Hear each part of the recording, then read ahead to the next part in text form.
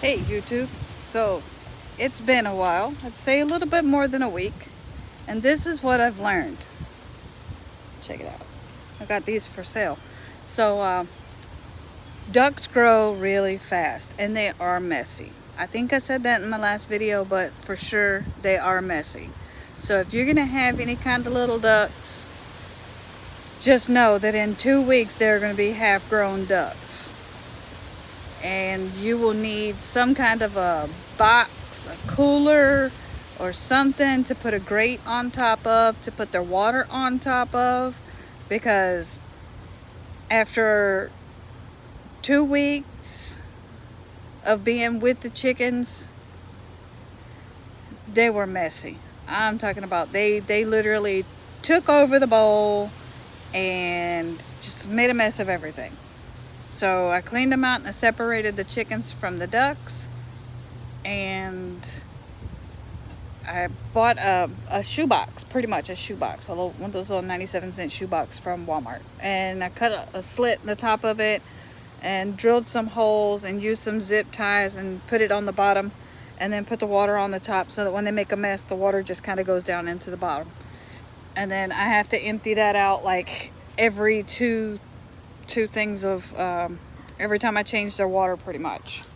So what else have we been up to? The reason why I haven't made any videos. Well, the chickens ain't getting no bigger, but the ducks are. So we're getting the chicken coop, duck house ready, and it's been sort of at a standstill with this whole mess that's going on, and the economy kind of, nobody's buying anything. So I ain't working. My husband is working, but he's only getting minimal hours, so our money has to be spent wisely. So we only buy what we can when we can, and we're building a chicken coop. Now, right now it looks like a big giant pumpkin with a porch. So I'm gonna turn my camera around and I'm gonna show you the mess that we have sort of created with what we could buy and what we've been scrapping. So here, all right, so there it is. There's the big pumpkin with his tongue stuck out and the run. So this is what we've been up to. Like I said, it's been kind of a standstill and then a slow and go. So I've been out here working on it, what I can, little by little. And if you see these holes up here at the top, on the inside we have this wire mesh, and then we have rolls of mesh that's gonna go to close it in. And we haven't got to that yet because apparently nobody sells 3-foot roll, but we got this roll at Walmart, this piece right here. We got that piece at Walmart, and Walmart decided they no longer sell 3-foot wide for some reason. I don't know. So we based everything off of a 3-foot wide net from this pole to this pole, and we bought accordingly. Now we have to move everybody back to a 2 feet, and we have these two right here sitting on the ground that has to go in the middle. And then I have over there has like right on this corner and on this corner, and then the door is gonna go here. So I'm kind of like holding off scraps, cutting all my scraps into pieces to do the inside. So we got pretty much this side, we got the door, we got the back side, and I'm working on nesting boxes on this side. Yes, I want my nesting boxes over here. I only have 6 chickies and 2 ducks, so and they say ducks lay on the ground, so the ducks have 12 feet here by 6 feet wide to do whatever they want. And then I'm getting the door, and we got to get staples. And you can see this little latch right here. That's the side door, the clean out door. And we still haven't gotten the roof on. We still aren't able to get the roofing to go up here just yet. And that's pretty much how it's been going so far. So, I mean, it's kind of like get some done, get some more done. Realize you under measured or over measured. You know, they say measure twice, cut once. We've measured 8 times and come up with 8 different measurements, and it's just pretty much now everything is just write it down, cut it out. If it fits, it fits. It don't, oh well. We're just slap it on there. Not necessarily, but you get the drift. So as I was out here a few minutes ago and trying to figure out my little nesting box, because I want a different type of nesting box. I want rollaway nesting boxes because I don't want to have to open it up and scare the crap out of my chickies and my ducks every time, you know, that I need to get eggs when they get that age. So I've been working on all this mess over here, and you can see that little drawing right here.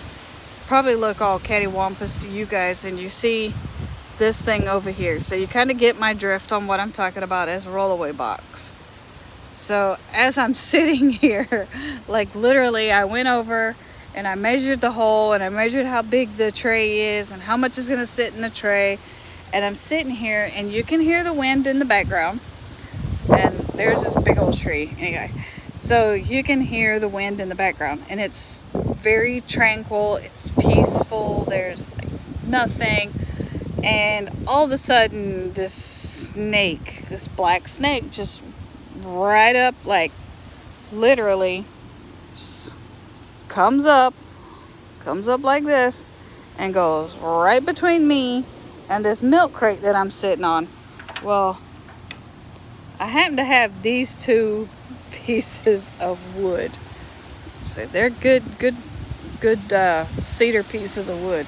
So I'm sitting here and I slowly pick it up and I go like this, and I just bam, and I get him in the head. I take him over and I get rid of it because my husband is scared death of snakes. And no sooner than I get up, I walk over, I put the snake over there because I want to show him. Now, my fencing, my screening, my hardware cloth that's going up is 1/4-inch hardware cloth. And he keeps trying to tell me that we can use 1/2-inch hardware cloth. Let me get the sun out of you guys. So he wants me to use 1/2-inch hardware cloth. And I tell him no, because, you know, everything is coming to life right now. Okay. Pretty much all the baby animals animals, mammals, whatever you want to call them, are being born, including like snakes, squirrels, birds. Yeah, okay, in the yard. So we've had possums come up a couple of days ago. I had a raccoon take off with tomato plant. Not just the tomatoes, he took the whole plant, and it wasn't even putting off tomatoes yet. I mean, these are little bitty tomato plants. He just took off with the tomato plant. I found the container on the back side of the yard, like you can see all my trash back there, but not in this one, but this one over here has this board on top of it.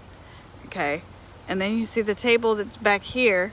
It has tomato plants and it has radishes, and I think he was going for the radishes, but he took off with one of my tomato plants, and like I said, they're only small, and he took off with it, and I found the pot like back over here somewhere. So I just kind of do like a 3 walks around the yard every day. It's kind of like I come out in the morning, you know, I feed I do my little morning chores, and I come out here and I water up my plants before the sun gets on them, you know. And I mean, it's like, you know, everything's coming to life. So back to the snake. So I stab the snake in the head, I take it over and I get rid of it, and I come back over and I sit down and I start back on all my little measurements here, and I'm trying to get my measurements done. And no sooner than I'm sitting back down, an even bigger snake comes through. So I'm like, oh Jesus Christ, I just killed mama's. And I am going to show you, because I'm pretty sure you just saw that scare on my face. Look at that. And here's another one. Oh my Jeezies. I don't know if you just saw that. So that's the third one today. And I don't know where the hell he just went. So I'm going to slowly walk over here. Oh, there he is. Going up through the bicycle tire. You see that? That's the third one in the past 20 minutes coming up here. Now I'm going to stop you guys because I need to get this thing out of my yard. So until next time, which I'll probably be back on here later on today. But until next time, be safe, be aware, and come back and see me.